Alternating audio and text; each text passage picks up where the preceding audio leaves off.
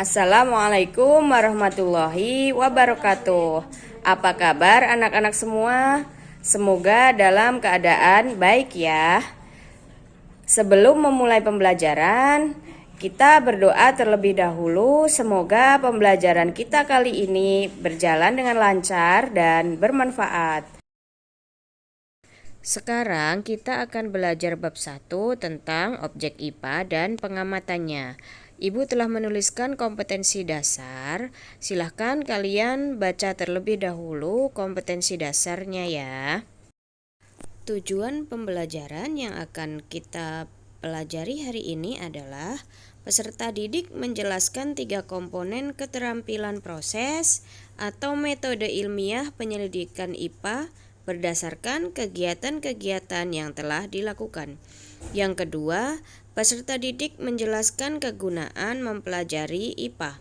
Dan yang ketiga, peserta didik menyebutkan objek yang dipelajari dalam IPA. Kita mulai pembelajaran IPA-nya. IPA. Seperti kita ketahui, IPA adalah singkatan dari ilmu pengetahuan alam. Jadi, IPA merupakan ilmu yang mempelajari segala sesuatu di alam sekitar kita. Nah, kira-kira apa saja yang ada di alam sekitar kita? Ada banyak hal yang dapat kita pelajari dari alam sekitar kita. Yang pertama, ada makhluk hidup, yaitu manusia, hewan, dan tumbuhan. Ada juga makhluk-makhluk hidup yang kecil seperti virus dan bakteri. Kemudian ada makhluk tak hidup. Contohnya seperti tanah, air, udara, batu, matahari, dan lain sebagainya. Yang Ibu sebutkan tadi adalah salah satu dari objek IPA. Objek IPA dapat dikategorikan menjadi 2. Yang pertama adalah objek biotik dan yang kedua adalah objek abiotik. Objek biotik adalah objek yang terdiri dari makhluk hidup, sedangkan objek abiotik adalah objek yang terdiri dari makhluk atau benda tak hidup. Contohnya sudah Ibu sebutkan sebelumnya ya.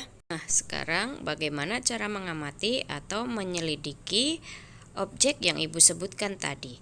Ada 3 langkah penting dalam menyelidiki atau mengamati objek IPA. Yang pertama adalah pengamatan, yang kedua membuat inferensi, yang ketiga adalah mengkomunikasikan hasil. Nah, sekarang kita bahas satu-satu ya. Yang pertama adalah pengamatan. Pengamatan merupakan suatu proses mengamati suatu objek dengan menggunakan panca indera atau alat peraga.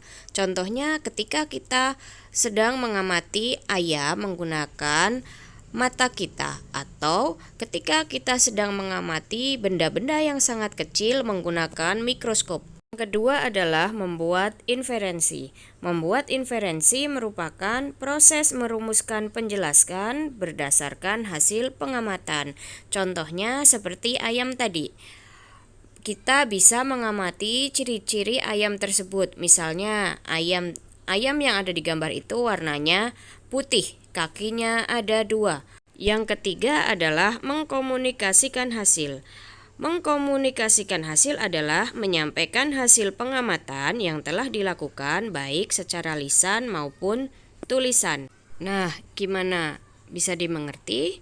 Mudah kan?